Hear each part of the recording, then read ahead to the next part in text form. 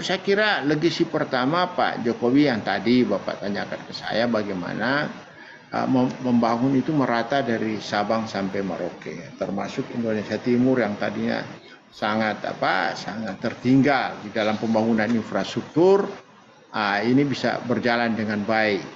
Itu salah satu legasi Pak Jokowi dalam rangka memajukan wilayah-wilayah timur itu dengan menerobos hambatan-hambatan yang selama ini kita hadapi bisa berjalan dengan baik. Pertama itu ada tol laut, infrastruktur jalan, jembatan, bendungan, ya toh. Nah, bisa jadi termasuk di Sulawesi Utara ya, orang tadinya bermimpi nggak mungkin ada jalan tol, kok ada jalan tol, kan kira-kira gitu Pak. Jadi legasi Pak Jokowi sangat banyak lah Pak.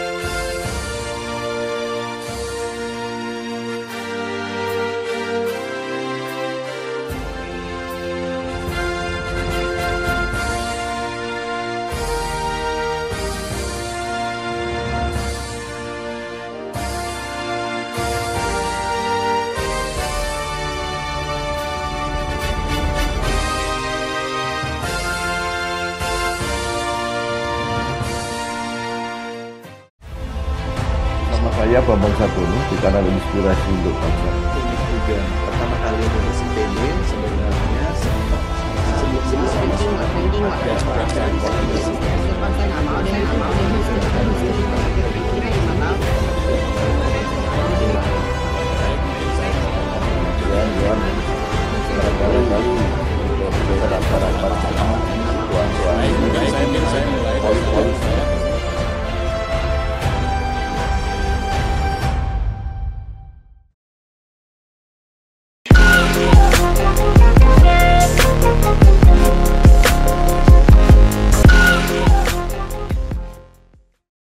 Assalamualaikum warahmatullahi wabarakatuh. Salam sejahtera untuk kita semua. Bersama saya Bambang Sadono di kanal Inspirasi untuk Bangsa. Mudah-mudahan kanal ini selalu bisa memberi inspirasi, motivasi, dan edukasi. Kami sedang mempersiapkan beberapa video wawancara untuk merekam apa yang akan menjadi legasi Presiden Joko Widodo, dan mudah-mudahan nanti juga bisa kami bukukan. Saat ini saya sudah bersama dengan salah seorang yang mungkin bisa memberi semacam testimoni atau kesaksian apa-apa yang sudah dilakukan oleh Pak Jokowi, yaitu saya sudah bersama dengan Bapak Oli Dondo Kambe. Beliau adalah Gubernur Sulawesi Utara. Apa kabar Pak? Baik Pak Bambang, sehat-sehat. Sehat. Pak Oli ini lahir di Manado 18 November 1961. Menyelesaikan S1 Manajemen di Sekolah Tinggi Ilmu Ekonomi Tri Dharma Widya, Jakarta, lulus 1997. Pernah menjadi anggota DPR RI 3 periode mulai 2004 sampai 2015, mewakili PDI Perjuangan. Dan saat ini selain menjabat Gubernur Sulawesi Utara untuk 2 periode sejak 2016, beliau juga menjabat sebagai Bendahara Umum DPP PDIP. Nah, yang pertama saya akan bertanya, sejak kapan Bapak mengenal Presiden Joko Widodo dan mulai kapan berinteraksi langsung? Nah, kemudian mungkin bisa digambarkan karakter utama Pak Jokowi ini menurut Bapak seperti apa? Terima kasih Pak Bambang karena saya diminta menjadi salah satu memberikan testimoni jadi inspirasi untuk bangsa dari Pak Bambang. Tentunya saya berterima kasih pertama-tama. Pak, memang saya mengenal Pak Jokowi ya sejak menjadi wali kota, karena saya jadi pengurus DPP sejak definitif itu sejak mulai 2010 Pak sebagai bendahara, tapi dari 2004 saya kan jadi bendahara di fraksi. Jadi artinya kita udah tahu Pak Jokowi sejak mulai jadi wali kota sampai berproses sebagai gubernur DKI. Ya memang kebetulan waktu proses gubernur DKI saya salah satu yang melakukan mekanisme partai. Di partai kan ada mekanisme untuk fit and proper test untuk pengisian data, saya salah satu. kami pada saat itu, sehingga komunikasi dengan Pak Jokowi sudah berjalan dengan baik sampai pun Pak Jokowi menjadi presiden. Kita secara otomatis memang karena saya bendahara umum partai ini terlibat secara langsung di dalam proses. Nanti sepintas setiap pertemuan dengan Pak Jokowi, saya kira Pak Jokowi mempunyai karakter yang teguh itu, dengan keinginan dalam rangka membangun dan mensejahterakan masyarakat. Ini yang saya kira yang saya lihat Pak Jokowi sejak dari awal saya mengenal beliau. Dan satu juga beliau itu sangat sederhana, ya kan, dan sekaligus juga sangat dekat dengan masyarakat. Saya kira itu ciri-ciri Pak Jokowi di dalam proses pengenalan saya sejak mulai kenal. Itulah Pak Bambang.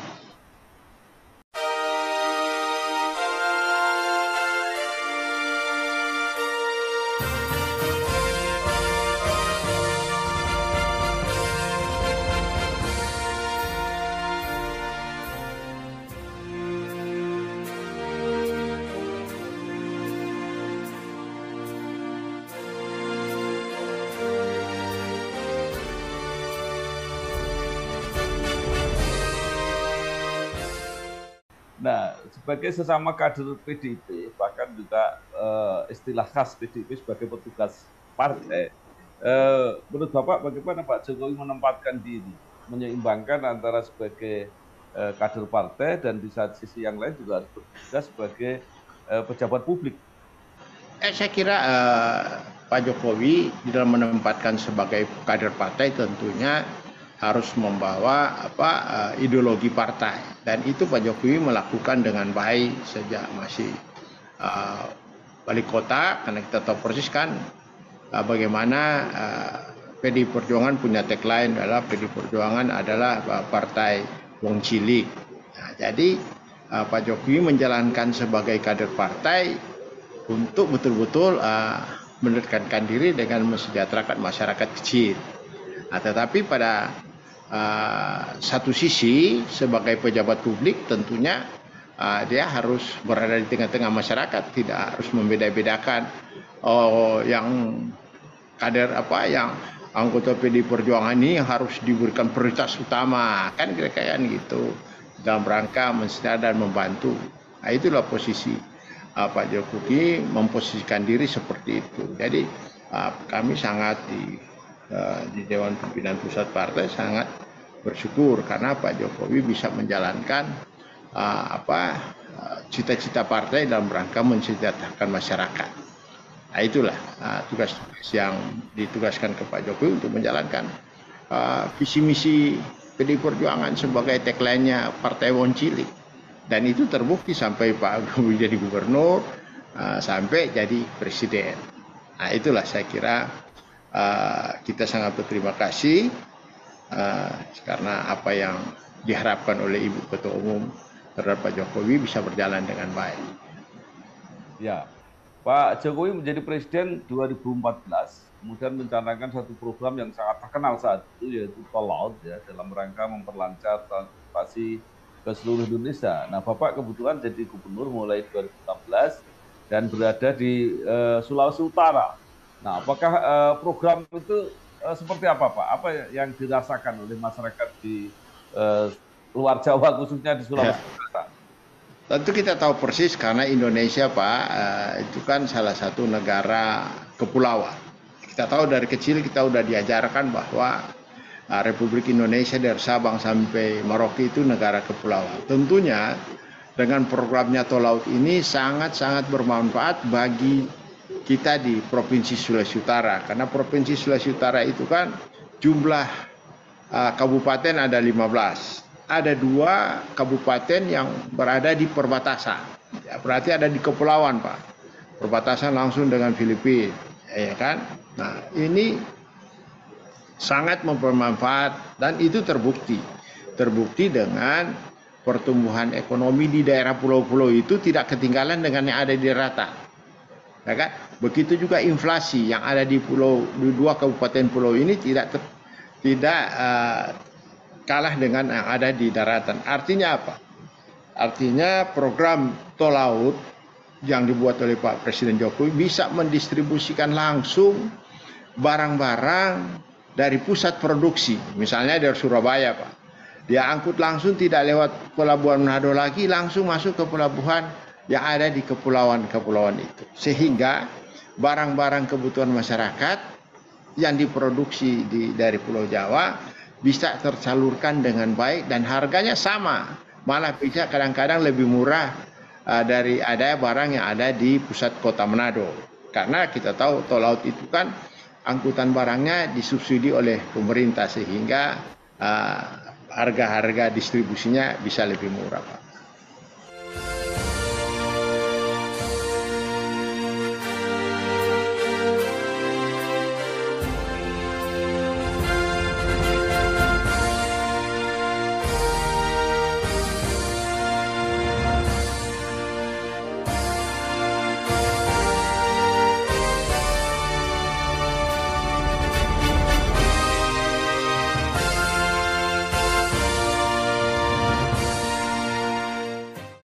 Iya, luar biasa.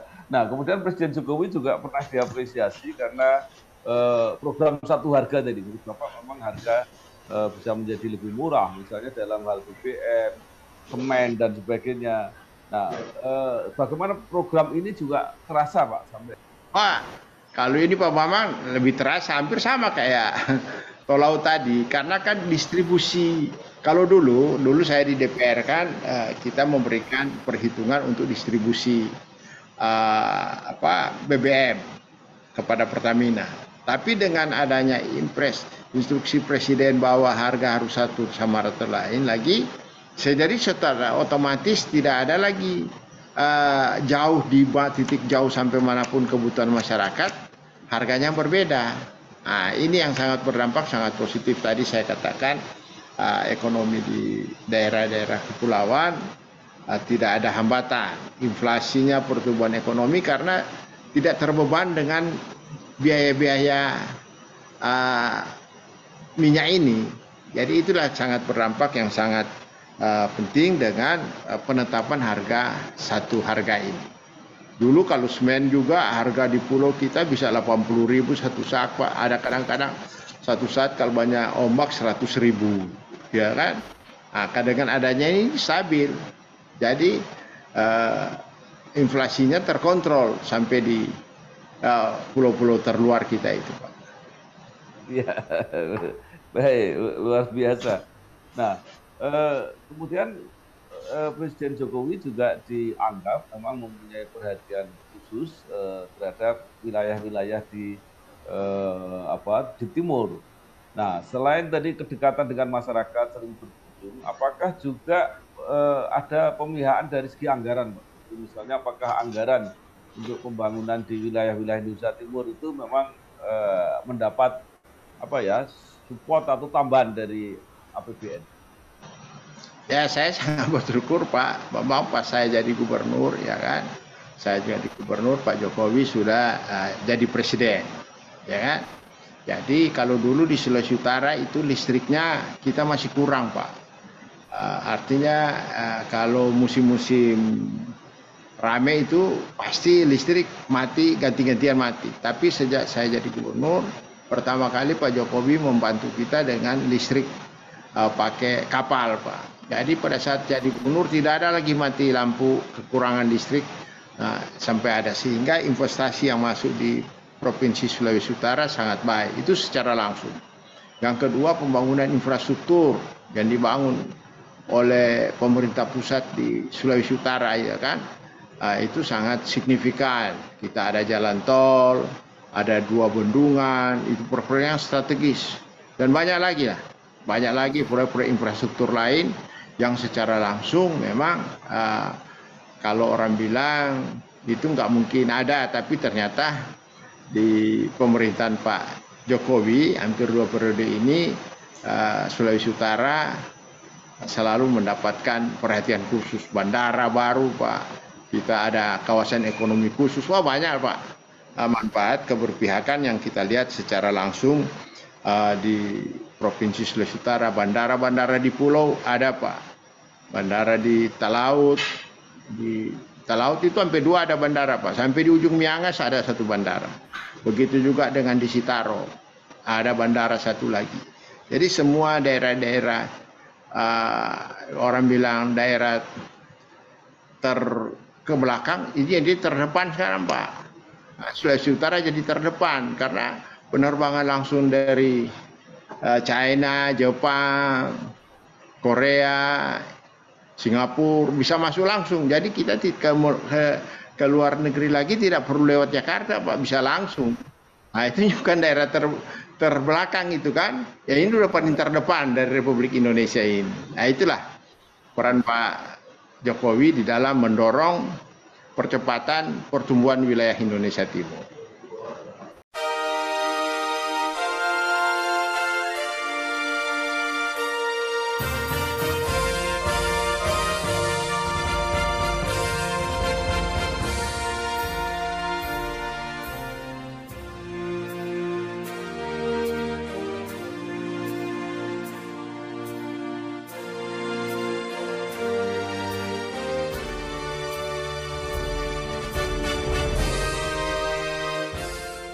Nah, di Sulawesi juga mulai diperkenalkan kereta api, Pak. Ini pertama kalinya. Apakah itu nanti akan sampai ke Sulawesi Utara, Pak, kira-kira?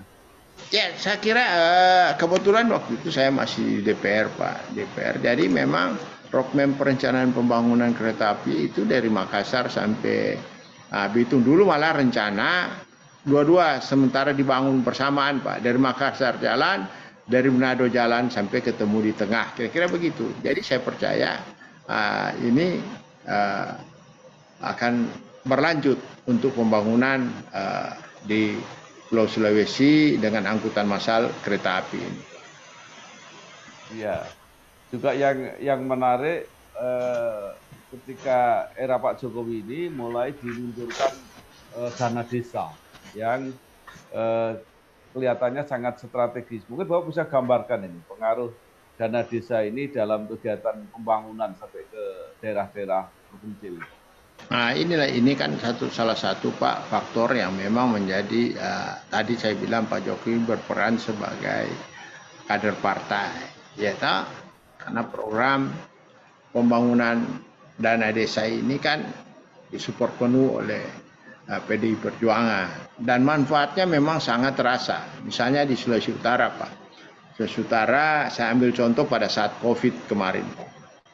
Pada saat COVID dengan adanya dana desa ini sehingga sekian tahun itu infrastruktur buat ke daerah-daerah yang subur, daerah-daerah pertanian yang subur, dengan adanya dana desa ini masyarakat itu lebih gampang untuk melakukan pekerjaan sebagai petani dan mengangkut hasil pertaniannya. Sehingga dampaknya sangat sukses di Sulawesi Utara. Ekonomi pertanian kita bertumbuh terus sehingga nilai tukar petani tiap tahun naik terus Pak. Tiap tahun naik. Karena akses ke daerah-daerah perkebunan di desa tersebut sudah tersedia dengan baik. Ditambah lagi dengan program pemerintah mendorong hal-hal seperti itu sehingga manfaat dana desa ini saya kira sangat strategis ke depan. Nah, mudah-mudahan Presiden yang akan melanjutkan program Pak Jokowi ini memahami hal seperti ini sehingga betul-betul masyarakat desa bisa membangun sesuai dengan rencana kerja mereka. Iya, Pak Oli, yang cukup juga banyak dibicarakan adalah program Pak Jokowi untuk membangun ibu kota negara yang baru, yaitu IKN di Kalimantan. Banyak pro dan kontra, tetapi juga ada yang menganggap bahwa ini bukan semata-mata kegiatan politis atau mungkin dikaitkan dengan pembangunan lingkungan dan sebagainya, tetapi juga punya dampak secara ekonomis. Nah, menurut Bapak dengan nanti jadi ibu kota itu yang letaknya di tengah-tengah ya untuk Indonesia kira-kira, itu apa dampak ekonominya bagi daerah-daerah termasuk di Sulawesi Utara? Saya kira kebijakan Bapak Presiden untuk pembangunan IKN di Kalimantan menurut pandangan saya Pak ya, itu sangat tepat. Itu karena kita tahu juga Pak Presiden pertama kita Republik Indonesia Pak Insinyur Soekarno juga mempunyai rencana juga membangun ibu kota negara di Kalimantan. Nah, tentunya manfaatnya sangat besar, apalagi Sulawesi Utara Pak, akan lebih dekat ke pusat pemerintahan. Kalau ke Jakarta kan 3 jam 20 menit kita dari sini. Ya kalau ke Kalimantan kan nggak sampai 2 jam udah nyampe Pak. Jadi komunikasi jadi lebih gampang dan saya kira Sulawesi Utara menjadi salah satu yang provinsi yang sangat mendapatkan nilai tambah yang tinggi. Karena kita akan mensuplai segala macam kebutuhan yang ada di Kalimantan. Misalnya hasil-hasil pertanian Sulawesi Utara, hortikultura bisa kita bawa ke sana lebih banyak. Hari ini kan memang sudah kita kirim ke Balikpapan dan sekitarnya. Dengan adanya IKN ini kebutuhan lebih meningkat. Ini kesempatan masyarakat Sulawesi Utara juga memanfaatkan kebijakan yang dibangun oleh Pak Presiden Jokowi.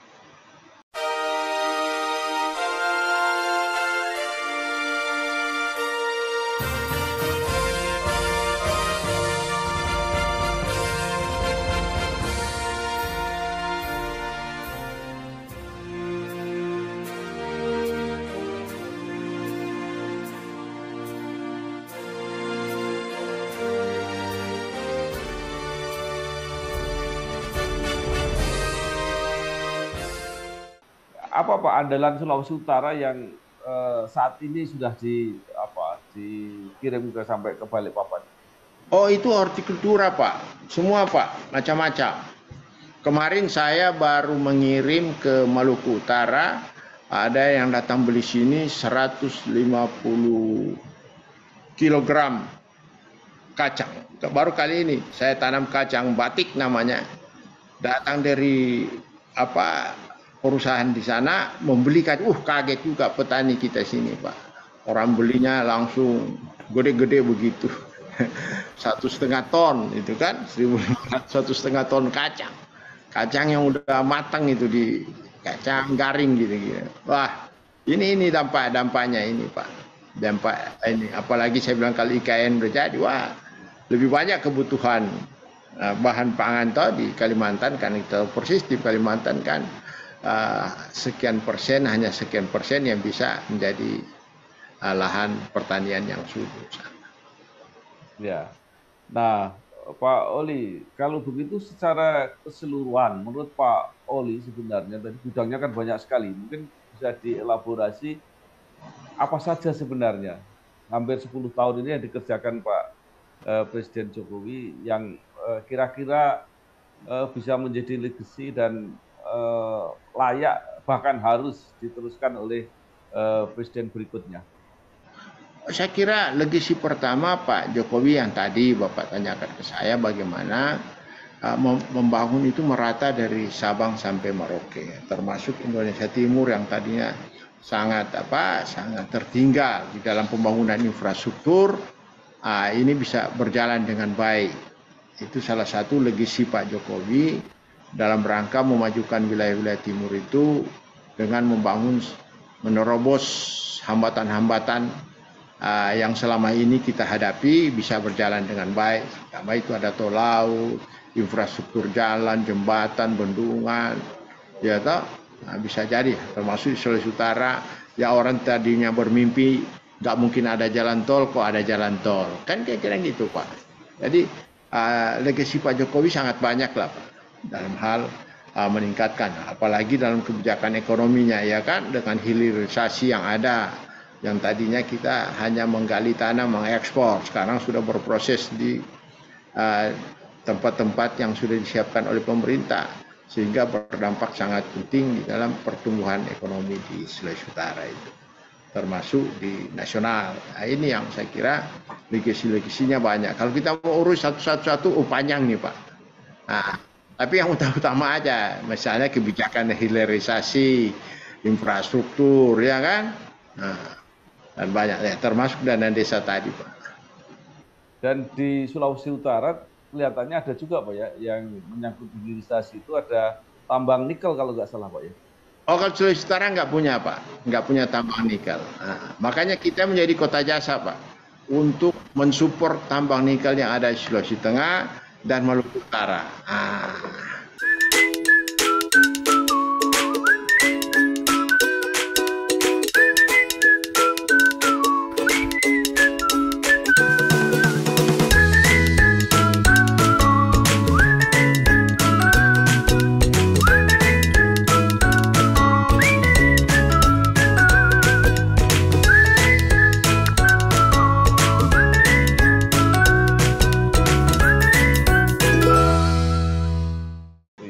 Iya, baik. Nah, Pak Oli, mungkin terakhir, ini masa jabatan Pak Jokowi akan berakhir kira-kira 1 tahun, lebih sedikit lah. Menurut Bapak, apa saja yang harus diprioritaskan untuk diselesaikan untuk menyempurnakan tadi hal-hal yang mungkin harus dilanjutkan oleh penerusnya? Saya kira Pak Bambang, kita tahu persis semua yang direncanakan Pak Jokowi masih ada yang belum selesai karena dengan waktu yang sangat pendek kan. Kita terasa 10 tahun Pak Jokowi terpotong dengan 2 tahun COVID, tentu sangat berdampak dengan rencana kerja Pak Jokowi. Jadi selama 2 tahun COVID itu kan kita tidak bisa melakukan apa-apa, hanya bisa bagaimana menjaga pandemi ini supaya bisa kita lewati. Sehingga artinya 10 tahun pemerintahan kepotong dengan 2 tahun. Kira-kira kan seperti itu. Jadi tentunya rencana-rencana kerja untuk menyelesaikan program-program Pak Jokowi masih ada yang tertinggal.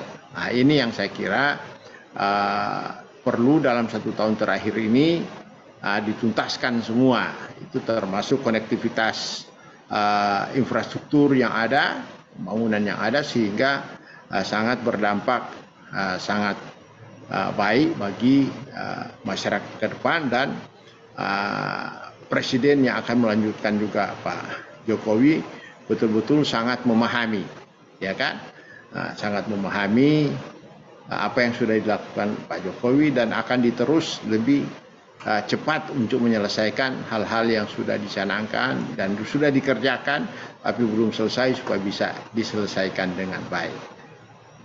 Baik. Terima kasih sekali Pak Oli Dondo Kambe, Gubernur Sulawesi Utara. Mudah-mudahan apa yang disampaikan ini membantu kita semua untuk memahami apa-apa yang sudah dikerjakan Pak Jokowi selama ini yang cukup baik dan cukup layak untuk diteruskan oleh presiden berikutnya. Sekali lagi terima kasih Pak, sukses. Yo, terima kasih Pak Bambang. Terima kasih. Sehat-sehat terus Pak. Warahmatullahi wabarakatuh. Terima kasih. Terima kasih. Wassalamualaikum warahmatullahi wabarakatuh. Halo guys, sekarang cuma dengan 1 jari, semua urusan listrik langsung beres, res. Ini dia, PLN Mobile. Kalau cuma gangguan aja sih, nggak usah panik. Tinggal tap menu pengaduan, cus petugas PLN-nya langsung datang. Atau mau isi token, pasang listrik baru, atau mau ubah daya, atau cek hitungan listrik. Urusan listrik serahin aja ke PLN Mobile. Sama saya Bambang Satono di kanal Inspirasi untuk Bangsa. Ini juga pertama kali mengisi PB sebenarnya